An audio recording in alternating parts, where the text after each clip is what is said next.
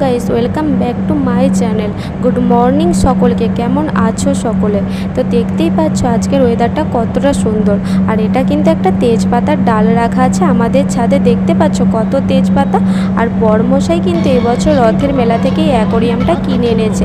এখানে দুটো মাছ রেখেছি আর ও কিন্তু সকাল সকাল ওদেরকে খাবারও দিয়ে দিয়েছে। আমি অনেকটা সকাল সকাল উঠে গেছি আর করে নিচ্ছি ব্রাশ। আজ আমি তোমাদেরকে বলবো যে আমরা ভাড়া বাড়িতে থাকি কেন, শ্বশুর বাড়িতে থাকি না কেন। দেখো বন্ধু, আমার হাজব্যান্ড বাইরে জব করে অনেক বছর ধরে, মানে আমাদের বিয়ে হয়েছে 2.5 বছর, তারও অনেক আগে থেকে ও কিন্তু বাইরে জব করে। আমি কিন্তু বিয়ের পর 1.5 বছরও বেশি শ্বশুর বাড়িতেই ছিলাম। ও মাঝে মাঝে বাড়ি যেত, মানে 1-2 মাস ছাড়া বা 2-3 সপ্তাহ ছাড়া। আমার কিন্তু একদম ভালো লাগতো না, টাইমই কাটতো না। তাই আমি ওকে সব সময় বলতাম যে আমাকে নিয়ে চলো, আমি পারছি না, ভালো লাগছে না, নাহলে তুমি বাড়ি চলে আসো। যাদের হাজব্যান্ড বাইরে থাকে তারা কিন্তু এই ব্যাপারটা ভালো মতোই জানো। তাই কিন্তু আমাকে এখানটায় নিয়ে এসেছে। এখানে আমরা 1.5 বছরেরও বেশি আছি, জানি না কতদিন থাকতে পারবো।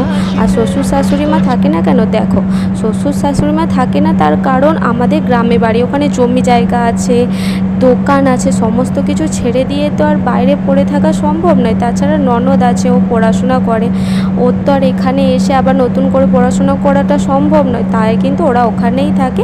তো এই হচ্ছে ব্যাপার। তো আজকের মতো ভিডিওটা এই পর্যন্তই। টাটা সকলকে।